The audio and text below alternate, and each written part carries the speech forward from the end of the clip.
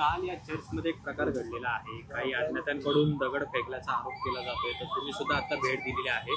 तर इथल्या व्यक्तींचं काय नेमकं म्हणणं आहे? नाही, मी सचिन दोडकेंचा मला आज सकाळी फोन आला होता अशी घटना झाली म्हणून.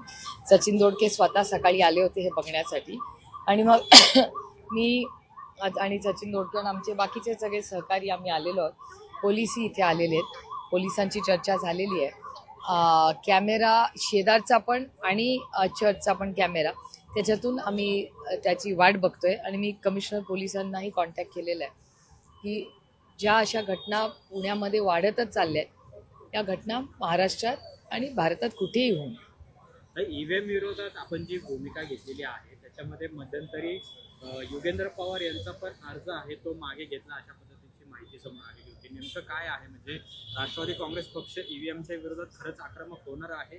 नाही, आमचं म्हणणं आहे आम्ही सायंटिफिक एव्हिडन्स वर विश्वास ठेवणारी लोक आहोत. त्याच्यामुळे काही लोक आम्हाला सातत्याने कॉन्टॅक्ट करत असतात या विषयाबद्दल. तर जशी आमच्याकडे माहिती येईल बघू काय होतं. म्हणजे योगेंद्र पवारांनी जो अर्ज मागे घेतलेला आहे त्यांना काही आक्षेप नाही का? म्हणजे बारामती आक्षेप नाही असा आहे, तो एक पर्सनल इश्यू आहे आमचा.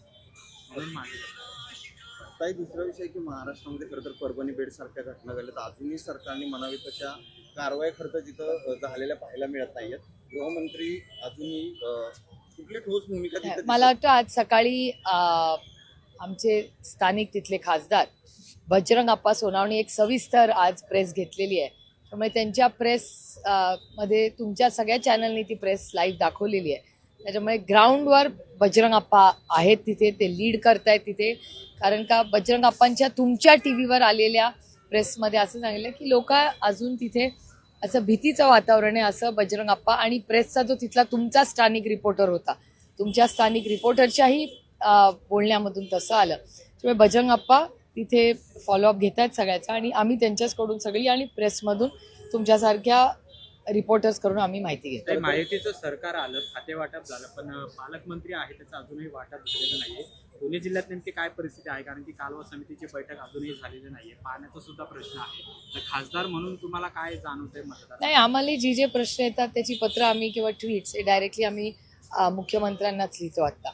आणि जशी आता डिपार्टमेंट झाली आहे तर डिपार्टमेंट वाईज म्हणजे as a matter of fact माझ्या मतदारसंघातली काही शिक्षणाचे प्रश्न आहेत त्याचं पत्र कालच मी शिक्षण मंत्र्यांना केलेलं आहे.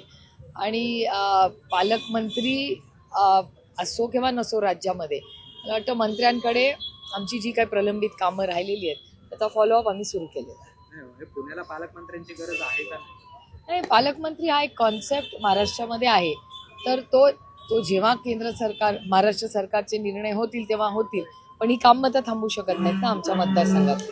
त्याच्यामुळे आम्ही मंत्र्यांबरोबर डायरेक्ट कॉन्टॅक्ट करून आमच्या कामांना सुरुवात केली. स्पष्ट बहुमत आलं असतानाही पालकमंत्री मंत्रिपदाला लेट झालं. अजूनही अनेक प्रश्नाबाबत म्हणजे स्थानिक स्वराज्य संस्थांच्या निवडणुका पण त्याच्यावर काही निर्णय होत नाहीयेत. कसं बघता तुम्ही? आज सगळ्याचा ही प्रश्नाची उत्तरं तुम्ही आज सत्तेमध्ये ज्यांना एवढी मोठी मेजॉरिटी मिळाली आहे त्यांना विचारले पाहिजे. आज तुम्ही एकत्र होता दुपारी पवार कुटुंबीय?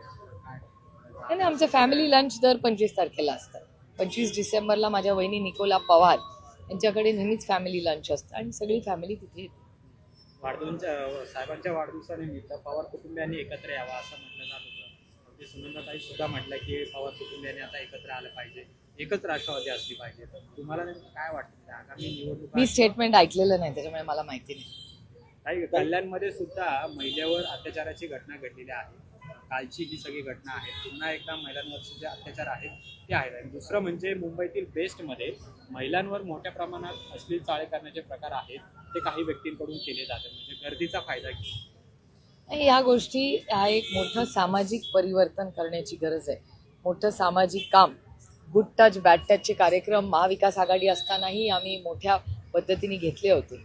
त्याची चर्चा आम्ही संसदेत ही ऑल पार्टीजनी जे सगळ्याच पक्षातल्या लोकांनी मिळून आम्ही त्याचीही चर्चा केली होती. पण आमचा प्रयत्न आहे की महिलांवरची किंवा कुठल्याही नागरिकावर कुठलाही चुकीचा अत्याचार किंवा अन्याय होऊ नये. लोकशाही मराठी ऐका, पहा, जागरूक रहा.